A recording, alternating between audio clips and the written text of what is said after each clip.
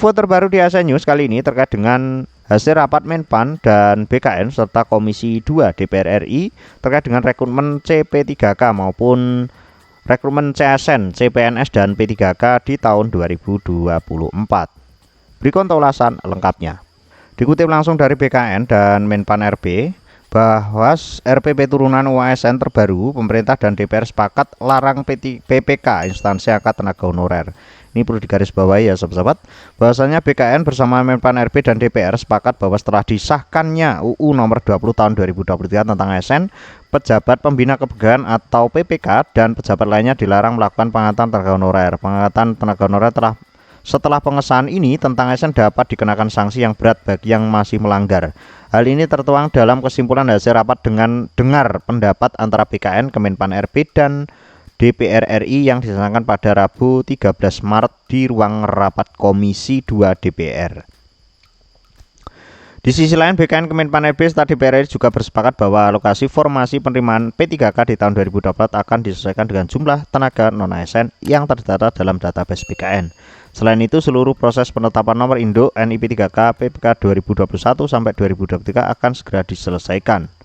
Alhamdulillah ya sahabat-sahabat. Dan ada informasi juga untuk kawan-kawan terkait dengan hasil SKD CPNS dapat digunakan pada satu periode berikutnya. Jadi ini perlu disimak ya.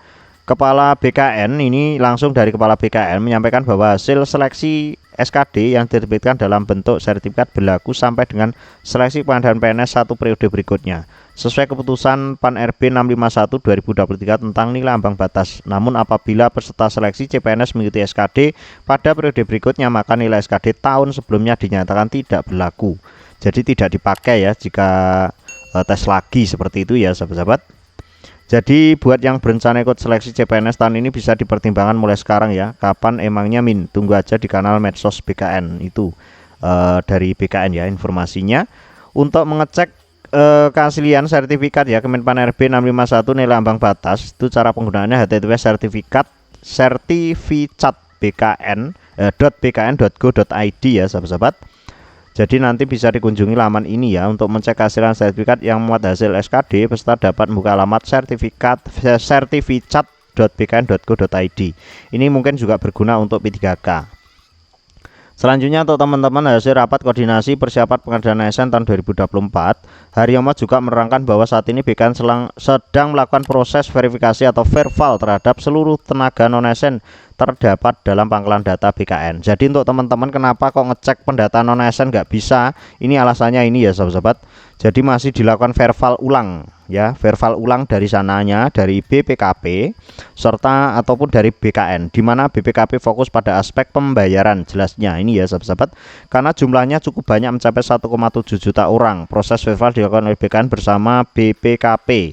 Jadi jika jenengan sudah masuk di data non ASN namun kok tidak muncul datanya, berarti masih tahap ini ya sahabat-sahabat, dan servernya beberapa hari ini tidak bisa diakses atau sulit diakses, itu karena seperti itu ya sahabat-sahabat.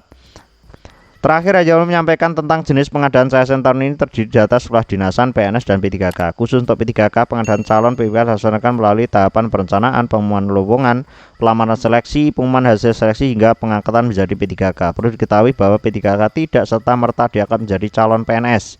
Dengan kata lain, untuk diangkat menjadi calon PNS, P3K harus mengikuti semua proses seleksi bagi calon PNS pungkasnya.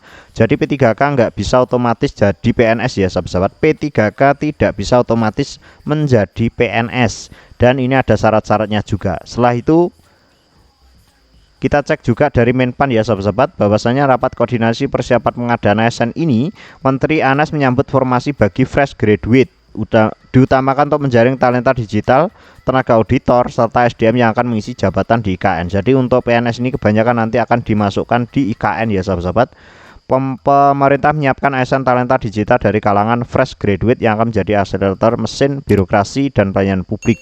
Ini sektornya meliputi akselerasi ekonomi lokal dan nasional, mulai di sektor pertanian, perindustrian, pariwisata, produksi UMKM, perdagangan dan sebagainya ya sahabat-sahabat. Selanjutnya ini adalah hasil dari Pak Mardhani Sera ya sahabat-sahabat terkait dengan Komisi 2, bahwasanya ada 6 poin. Ini yang paling menohok ya sahabat-sahabat, ini nanti bisa dicek sendiri.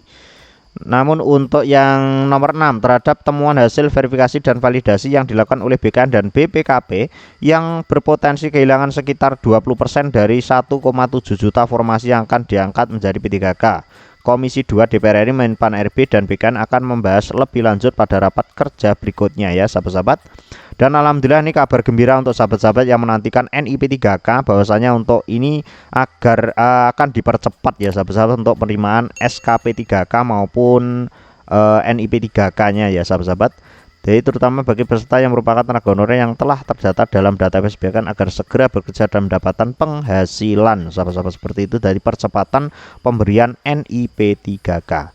Pantau informasi terbaru hanya di ASN News. See you next video.